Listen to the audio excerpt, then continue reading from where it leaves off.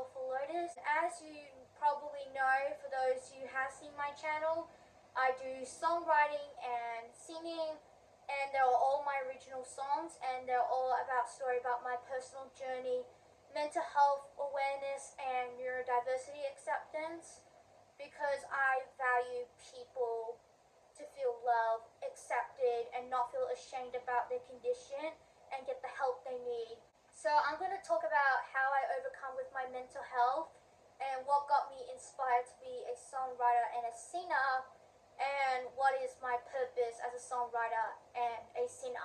So for a little heads up, I will warn you, this will contain some confronting topics like depression, anxiety, and OCD or obsessive compulsive disorder. So I don't want to trigger someone that is not mentally prepared yet. So if you're not mentally prepared, or you are experiencing some form of trauma and you're not ready to hear this story, please don't watch this video, or please seek professional help if you can, because your life is valuable. But if you are mentally prepared and you want to hear my story, or you just want to listen to a story, or you just want to understand who I am and my purpose as a songwriter and singer, then stick around, because this is going to be a bit of a journey. I was born on the 19th September 2001. I am the middle child. I have two sisters, one older and one younger. So I was born in Perth of Western Australia. I'll tell you how I overcome my mental health. So I was diagnosed on the autism spectrum at the age of 2, and I didn't speak until I was 5 years old. Yeah, it's a bit of a surprise I didn't speak until I was 5. So it's a bit of a, a journey. So I did experience some form of trauma. I have been verbally bullied in primary school. I have been verbally abused by a family individual who I will not mention for privacy's sake. And I have, lost a family member, which was my nana, which was my mom's mom. She was such a wonderful human being, but she passed away from cancer in 2013. So all of those events is what causes me to have depression and anxiety, and then OCD came around when I was in year 8. So when I was in year 8, after being bullied and that, I wanted to fit in school, but I wasn't trying to be the cool kid, but at least I tried to avoid, getting the unwanted attention for a negative reason, because I was considered not normal and weird. So I try to be the goody two-shoe, if you will, be a good student, and I also vow myself to wash my hands daily with a hand sanitizer, so I don't get sick and miss school, because I want to be the perfect student. Because I always beat myself down because of the bullying and abuse. I was so hard on myself. I was pushing it to be a better student and, more importantly, be a better person. For the first year of washing my hands, everything was fine, I suppose, nothing eventful, and I was doing well in school. Thankfully I wasn't bullied in high school, so that was good. Unfortunately, when I was in year 9, my educational assistants or EAs noticed my hands were more cracked and dry, and they said, have you been washing hands frequently? And I said, no, I just did it like, how people wash their hands. And they said, okay, try not to wash your hands too much, or when it's not necessary, because it's bad for your skin. So I thought, nah, there's something wrong with me. Fast forward to I was in year 10, it got worse. It got really bad. I would wash my hands with boiling hot water. We're talking boiling hot water where you use it for your coffee.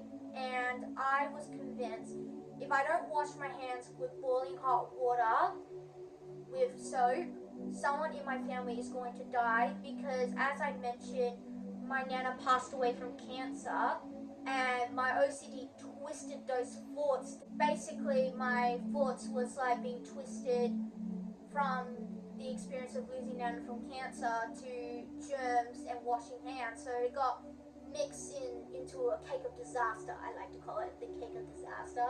And my hands will get really, really, really dry and cracks and bleeding. As you can see, I don't think you can see it, but my hands are, there's some scars. I was diagnosed with depression, anxiety, and OCD in year 10 when I went to a psychiatrist, and I was given medications. So I was convinced there was nothing wrong with me and I didn't need medication, but I did take medication for the first few months. Then I stopped taking it, which is really, really, really bad of me, because that made my depression worse. Like, I felt more worthless, and I pushed myself hard to be a better student, be a better person, to feel loved and feel accepted, right? And my OCD got worse because in year 11 and 12, I just washed myself constantly, even my own body. I would wash my body like every day and every night. I lost count, like even 20 times a day. That's how bad it was. It got really bad and the thoughts got worse.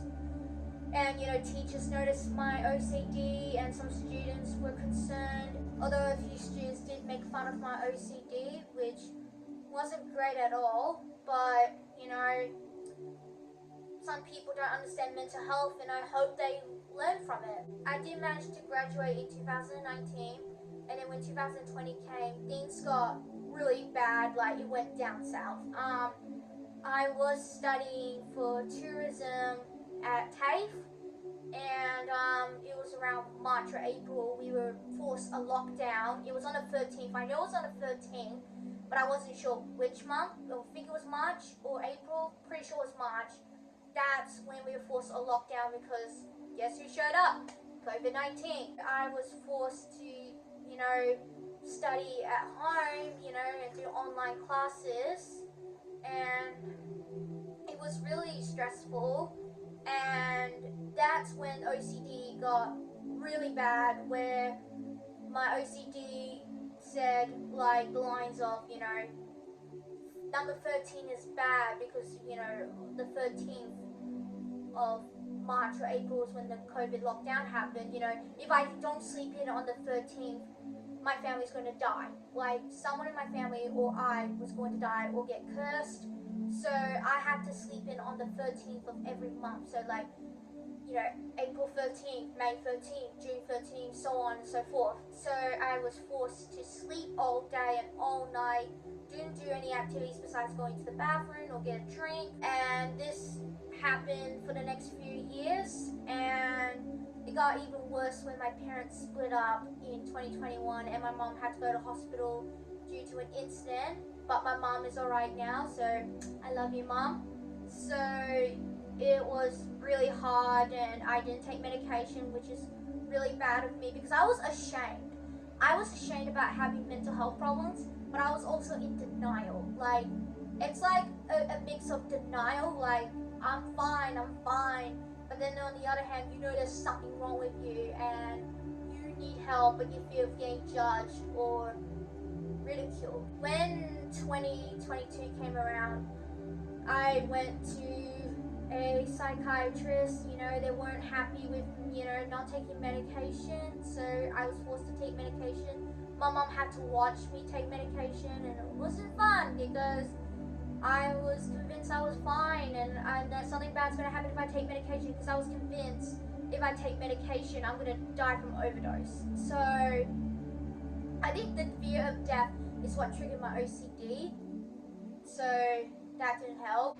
For the past year, I had to force myself to have medication, go seek professional help, and then when 2023 came around, we moved to a different suburb, and I ended up one day, it was on September, and it was on the 13th, I remember I got up for some reason, I went to the bathroom and went, you know what, screw you, OCD, you're not going to kick my butt, I am not going to allow you to control my fear, control my anxiety, I'm going to stay up. So I did, even though I did have a few panic attacks and I couldn't breathe and my chest hurt, but I managed to pull 2023 on September. I no longer fit number 13. I don't wash my hands frequently. I kicked its butt. So I kind of like tamed the wolf, if you will. Think of OCD as the wolf being untamed. But when you tame it, you can at least control it, but not to the point where it's domesticated like a dog, but at least enough so you don't have to feel like there's no hope, you know, like there's nothing you can do about it. You can still tame it. So that's how I overcome my OCD. My depression gotten better, like as in like my negative thoughts started to become less and less. I still get it, but not as often. And my anxiety has been dwindled, so I'm doing a lot better mentally. And 2025, I'm doing great. I'm fine, perfectly fine. At least I'm in a better place. I found the light at the end of the tunnel. Now I'll tell you what made me inspired to be a songwriter and singer. So ever since I experienced the trauma, you know, how I've been abused, bullied, and that, and my mental health, I knew that my goal when I did some self-discovery is to give voices to people who've gone through trauma or mental health issues and get them the help they need so they don't feel alone or judged or ridiculed. And I also wanted to give voice to neurodivergent people so they can feel accepted and feel like they deserve their place in society without being judged or forced to do what normal people want. So basically, you know, feel accepted. I had to learn to accept myself because I used to hate having autism. I used to think I was sick or something, but now I see autism as a good thing. That's when I thought, you know what, I love singing because I've done singing since I was 8 because I did musical theatre and I love singing. And many people say I was good at singing, and many people say, you know, I have a great voice and I love singing. It expresses who I am and expresses my emotions. And I noticed that when I do songwriting, it helps me express who I am. So by writing something from my head, to write a song, to then project it with my voice, it makes me feel like I'm delivering a message, but not just that, expressing my passion. So it's both a passion and a purpose, like to get people the help they need, not feel ashamed about their condition or the trauma they experience, and get them the help they need and feel the love and acceptance and get the validation. Because I feel like every people on this planet have a purpose, and I believe everyone deserves to feel worthy and enough. I currently released my first proper album, which is You Will Blossom, and there are 10 songs, and all those songs are related to mental health awareness or neurodiversity or a story about my life, because I want these people to know they're not alone. Get the help they need. Don't feel embarrassed or ashamed about your trauma or your experience or your mental health. And most importantly, learn to love themselves and accept themselves. And also for neurodivergent people to find their place in society and accept themselves for who they are without being ridiculed, judged, or chastised. So this is why I became a songwriter and a singer, and there will be more songs coming out, so stick around because I'm so excited to share more songs. And remember, you are worthy and enough. So please take care of yourselves, and most importantly, learn to embrace who you are and learn to accept yourselves and love yourself. Thanks for watching and hearing my story. Have a good day. See ya.